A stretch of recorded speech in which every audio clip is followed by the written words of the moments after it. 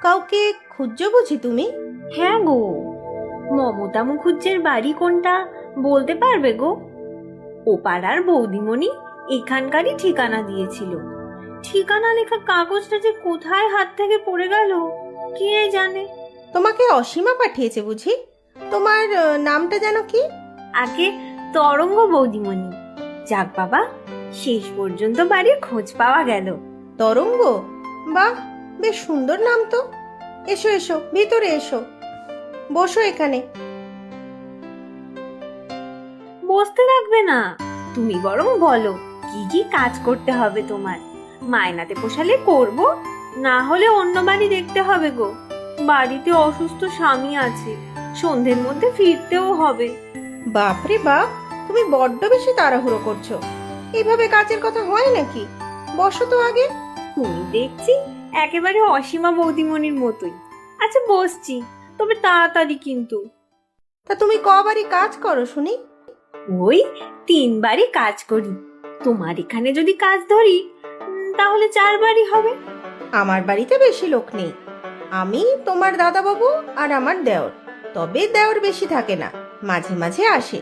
এই 1-2 মাসের জন্য থাকে, আবার বাইরে চলে যায়। ও, মোটে 2 জন, মাঝে মধ্যে 3 জন। বাসন কম হবে। হ্যাঁ, বুঝতেই পারছো তাহলে বেশি কাজ নেই। ঘর মোছা, বাসন মাজা, মাঝে সাঝে জামা কাপড় ধুয়ে দেওয়া। কত নেবে বলো এবারে? অসীমা বৌদিমণির বাড়িতে আমি বাসন মেজে দিই, ঘর মুছে দিই, আর সবজি কাটাকুটি করে দিই। ওরা 700 টাকা দেয়। আর ধোয়াধুয়ি থাকলে তোর আলাদা টাকা দেয়। তুমি আমাকে 600 টাকা দিও।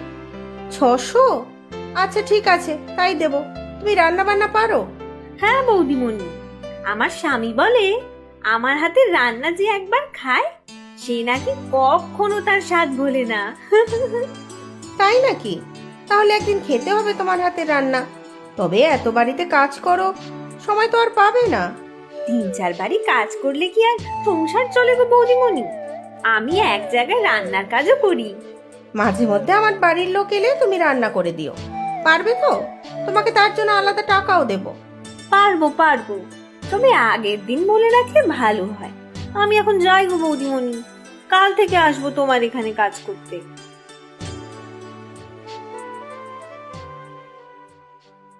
অসীমা ভালোই পেয়েছে মেয়েটাকে।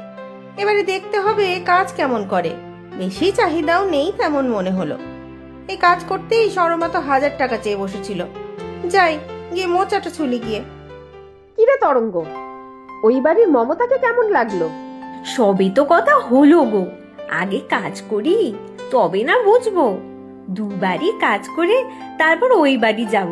তবে যাই হোক, তোমার মতো ভালো হবে না। তুমি হলে সবার থেকে সেরা। আহারে, কত বৌদি সোহাগী হয়েছিস একেবারে। নে নে, তাড়াতাড়ি কাজ সেরে ও বাড়ি যা। দেখিস বাপু, আমার বদনাম যেন না হয়। অনেক ভরসা করে তোকে পাঠিয়েছি। হ্যাঁ গো হ্যাঁ, তুমি কি আমাকে জানো না নাকি? ঢের জানি তোকে। হয়েছে ধানি লঙ্কা। তরঙ্গ, কাল একটু আগে আসতে পারবে গো? আসলে আমি আর তোমার দাদাবাবু কাল একটু সিনেমা দেখতে যাব। রবিবার তো। কালকে তোমার বাড়িতেও আগে আসতে হবে বুঝি? আমার বাড়িতেও মানে? আবার কালকে তোর কোথায় আগে যেতে হবে? অসীমা বৌদিমণিও বলেছে গো ওদের বাড়ি আগে যেতে হবে। কে আসবে জানি ওদের বাড়ি? মনে হয় দাদাবাবুর অফিসের লোকজন। রান্না বান্না করতে হবে। সব সময় তো বলি না তোমাকে, একটা দিনের ব্যাপার তো।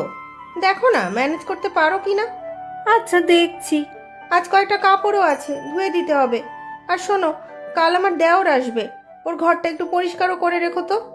আচ্ছা বৌদিমণি, তোমাদের দুজনের সংসার বটে, বড্ড একটু বাসন হয় তোমাদের। বাসন দেওয়া হয়ে গেছে।